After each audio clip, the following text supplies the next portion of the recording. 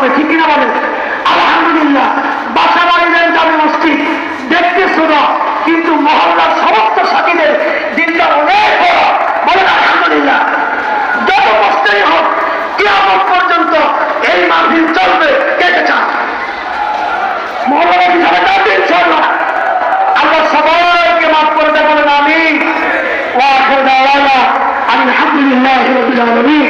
আসসালামু আলাইকুম ওয়া রাহমাতুল্লাহি ওয়া বারাকাতুহু। আলহামদুলিল্লাহ, প্রতীক্ষা বন্ধুকে আমাদের পক্ষ থেকে অনেক ধন্যবাদ। আল্লাহ পাকের শুকরিয়া, দেখতে দেখতে প্রায় 10টা কোঠায় পৌঁছেছে। আমাদের মাঝে এসে উপস্থিত হয়েছেন 35টা ওয়ার্ডের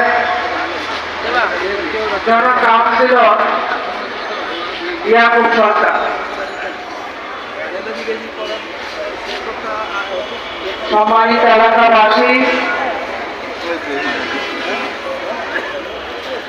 এখন আমাদের সম্মুখে কোরআন ও সুন্নাহর আলোকে গুরুত্বপূর্ণ বয়ান পেশ করবেন জনাব আলহাজ হযরত হাফেজ মাওলানা মুফতি শফিকুল ইসলাম সাহেব।